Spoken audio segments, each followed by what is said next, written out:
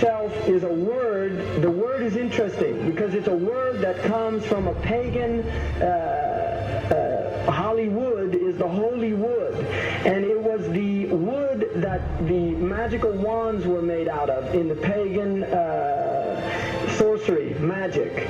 And these wands were believed that the sorcerers that possessed them could put people into trances and control them. This is part of, this is symbolic, but it's also important to understand that part of what Hollywood literally does is it puts people into trances. It's a dream state. They call it the dream machine in the United States.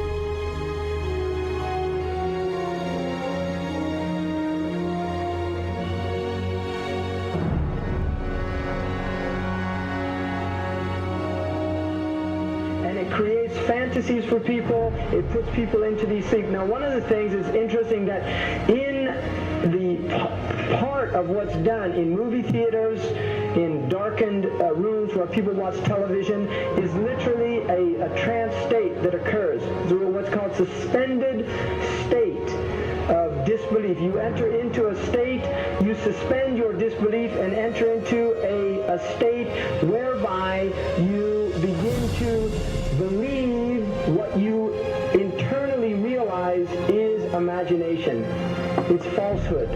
Films are magic. It's just magic. You go and you watch these things and people get caught up in them. People cry during films, all this catharsis that takes place in these things.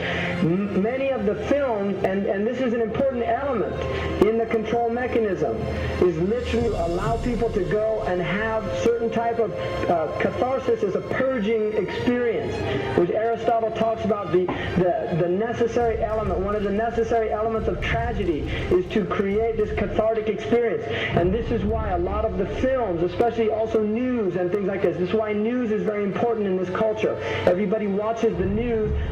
They have this tragic, cathartic experience of watching the tragedies of others and then feeling safe and complacent in their own experience of this suspended state of illusory well-being. So these are very intricate and sophisticated methods. Now, I think it's dangerous, although there are elements, that there's concerted efforts that take place, there's also a lot of people that have similar worldviews that aren't necessarily working together in concerted efforts.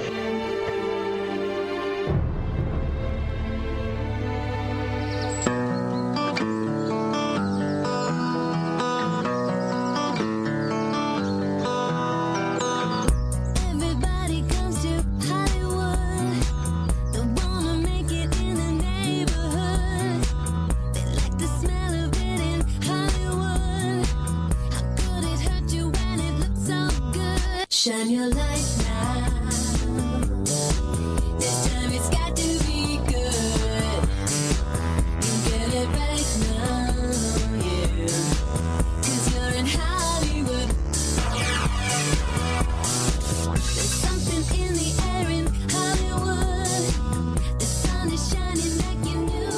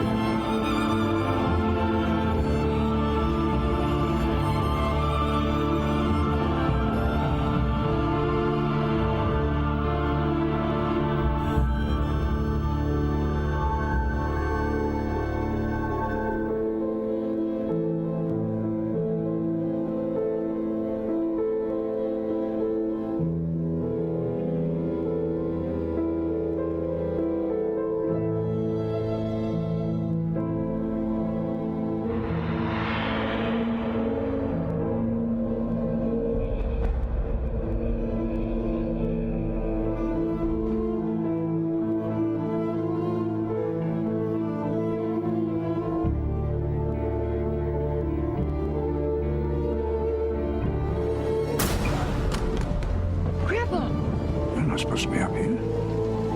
Looking at that? I just wanted to know. Yeah. Well, you're old enough, I suppose. You should know the story. Okay, here we go.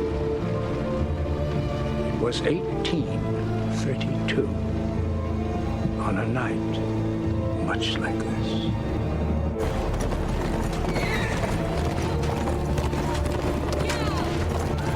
Charles Carroll was the last surviving signer of the Declaration of Independence. He was also a member of a secret society known as the Masons, and he knew he was dying. He woke up his stable boy in the middle of the night and ordered him to take him to the White House to see Andrew Jackson, because it was urgent that he speak to the president. Did he talk to him?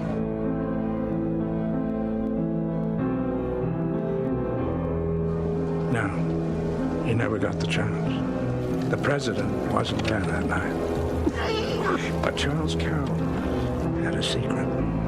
So he took into his confidence the one person he could, my grandfather's grandfather, Thomas Gates. What was the secret? A treasure. A treasure beyond all imagining.